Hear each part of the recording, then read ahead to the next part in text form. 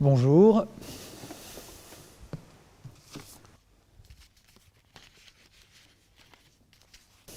Alors, que dis-tu à ton équipe à la veille de la première d'un spectacle? Ceci n'est pas une première, mais une nouvelle répétition et on continue le travail. Je lui dis « bon voyage ». Je me suis trompé. Oublions tout, voilà la nouvelle hypothèse qu'on va jouer. Et on recommence. Quel sens donnes-tu à ton métier? T'engage-t-il au-delà du plateau? Alors, pour moi, je crois que le théâtre, c'est vital. Je ne peux pas vivre sans. Et même si on m'empêchait d'en faire un métier, je continuerais à en faire. Et je pense que c'est ça, le sens que je lui donne, c'est que le théâtre m'apprend à vivre. Et cet apprentissage, il m'engage au-delà du plateau. C'est-à-dire, comment est-ce que j'ai envie de vivre et comment j'ai envie de questionner et d'entrer dans le monde. Le sens que je donne au métier, ce qu'apporte le théâtre, la littérature, c'est la déconstruction de tout modèle. Donc questionner tous ces modèles qu'on prend pour des vérités. Et le sens du métier aussi, c'est comment, en passant par le faux, on peut attendre le vrai.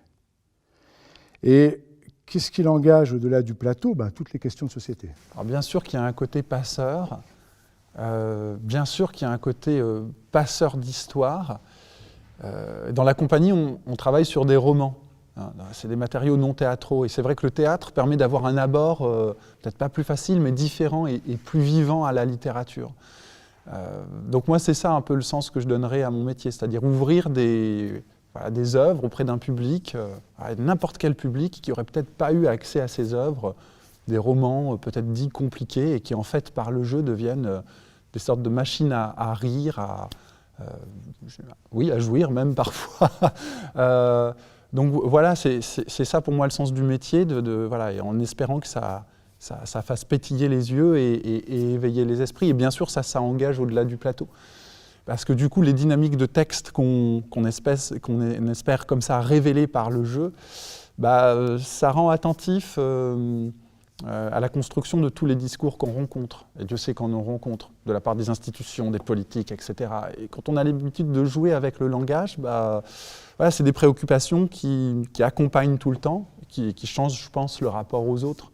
Et puis voilà, encore une fois, espérer être dans la transmission de ça. Ta première fois au théâtre, en tant que spectateur et en tant qu'artiste.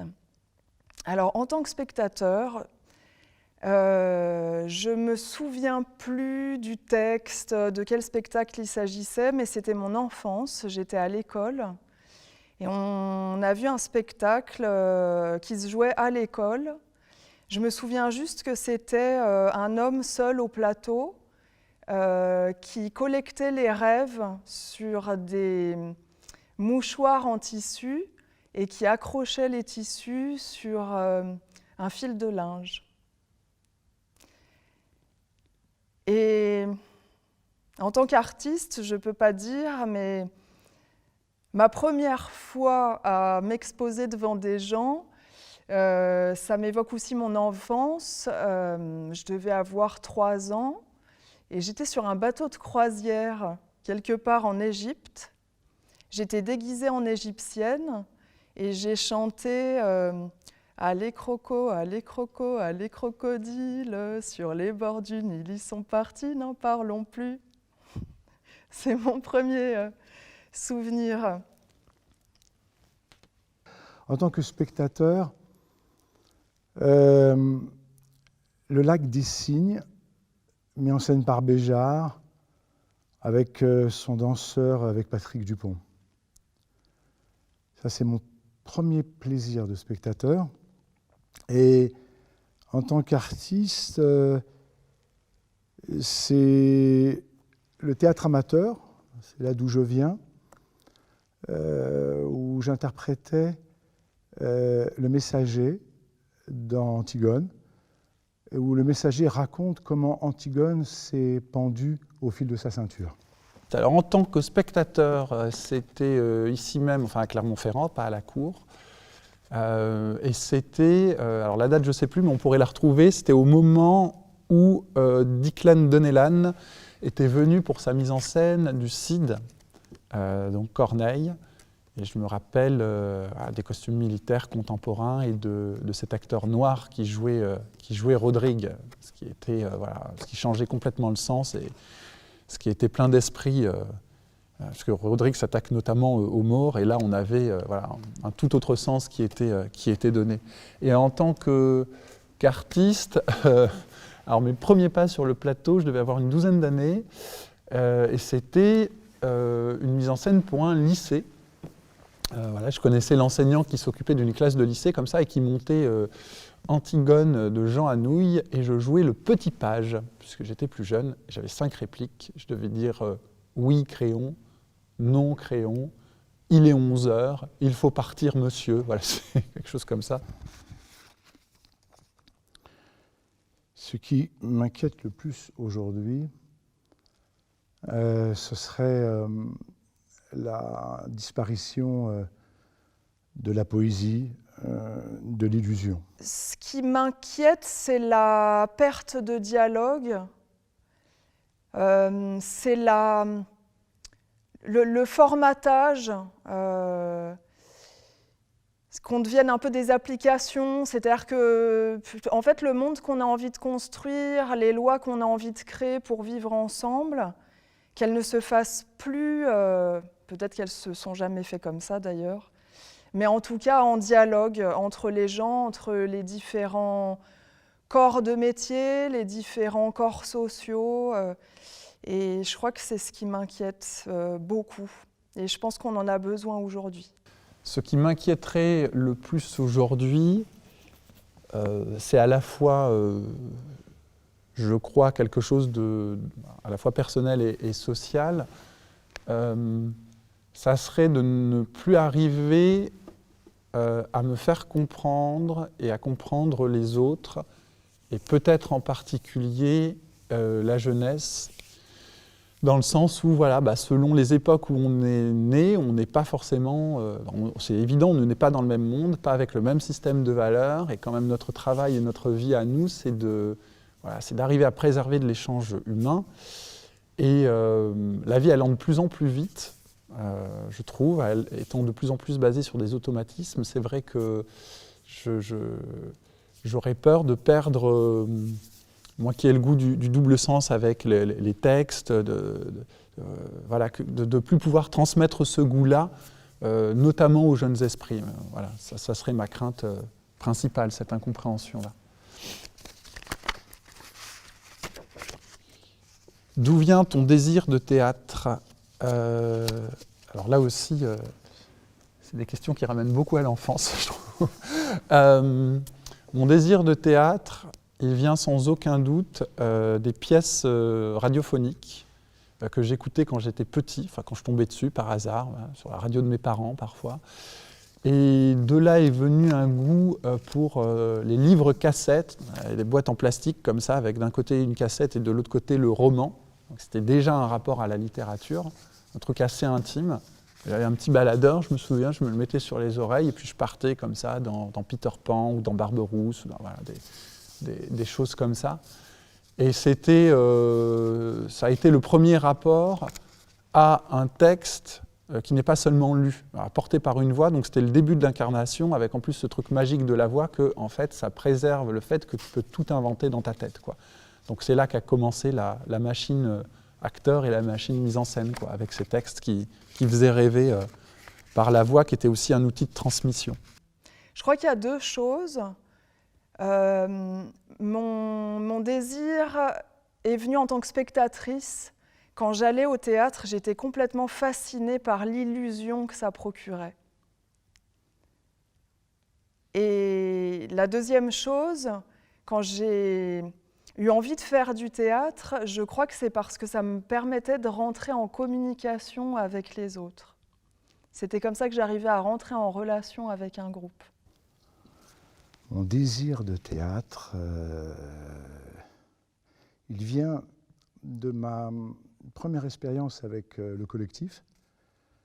C'est le collectif qui m'a amené au théâtre. C'est être un groupe de personnes, des milieux sociaux complètement différents, et rassemblés autour d'un objet.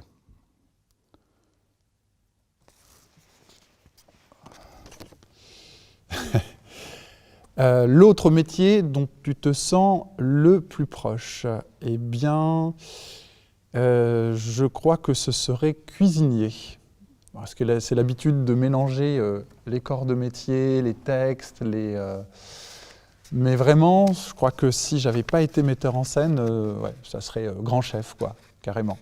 C'est toujours dans l'ordre d'un fantasme ou d'un rêve. J'ai toujours envie d'aller vers la couture. Il y a quelque chose qui m'attire. Mes deux grands-mères faisaient de la couture, ont cousu leurs propres robes.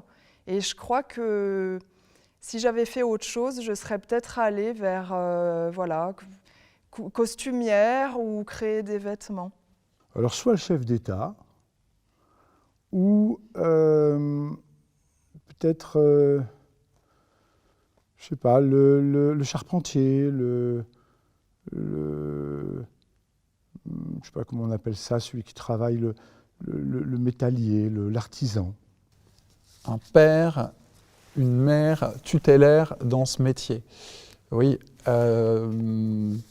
oui, bon bah effectivement, il y a quelqu'un qui a marqué mon parcours théâtral, aussi bien comme pédagogue que comme artiste.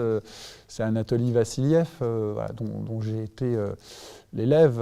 Et c'est vrai que quand j'ai rencontré le théâtre qu'il proposait, voilà, j'avais jamais vu ça et jamais eu cet abord du texte-là. Donc il y a eu là un apport sur notamment l'analyse textuelle qui était fondamentale, et c'est des choses qui à l'heure actuelle me nourrissent encore, même s'il y a d'autres influences par ailleurs.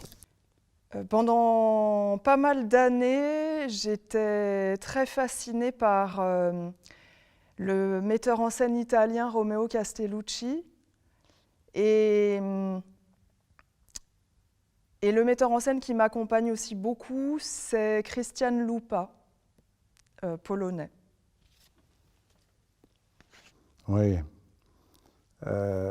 Laurent Terzieff, Alain Cuny ont été pour moi des figures tutélaires comme ça. Ariane Mouchkine.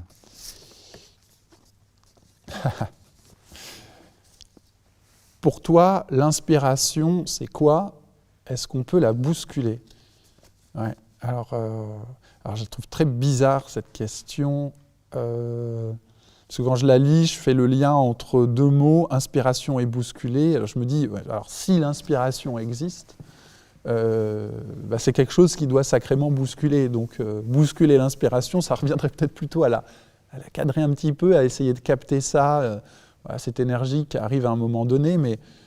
Mais ça me fait aussi penser à cette phrase de Chéreau, alors qui n'est pas sur l'inspiration, mais qui est sur le talent, des notions comme ça un peu abstraites.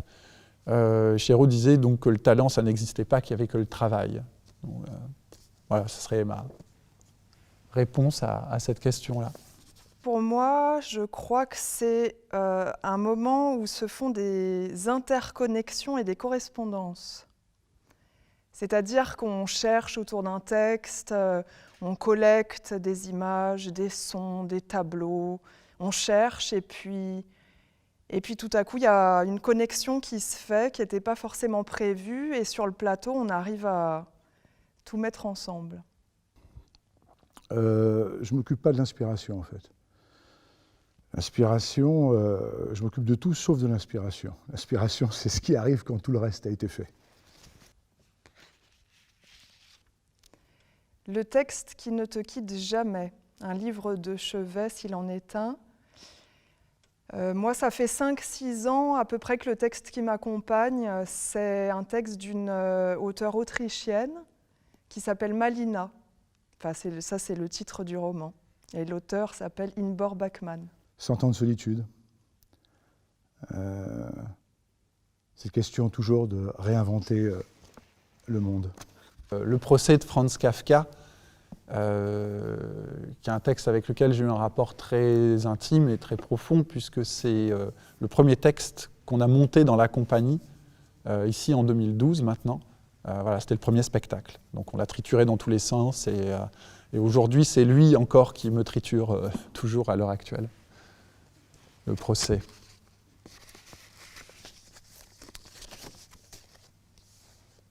Ce qui te fait le plus rire. Je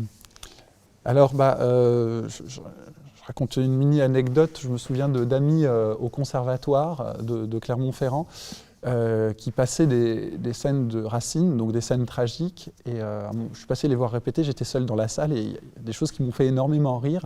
Ils sont venus me voir à la fin en disant « Ah là là, on n'a pas dû bien jouer ». Je leur ai dit « Mais non, c'était très drôle parce que ce qui me fait rire profondément, c'est ce qui est tragique ».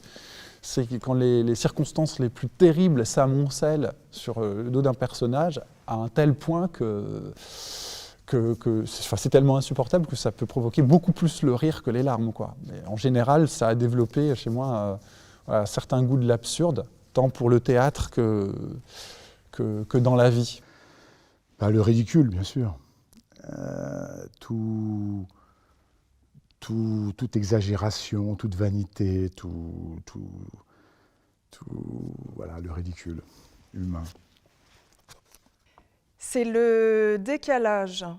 Je crois qu'en ce moment, en cette période, je ris beaucoup quand en fait le fond caché est assez noir, quand c'est une dénonciation d'un fond qui peut être politique ou finalement démasqué, un jeu humain, et que ça s'exprime par l'enfantillage. Il n'y en a plus. Et voilà. Et c'est fini. Merci.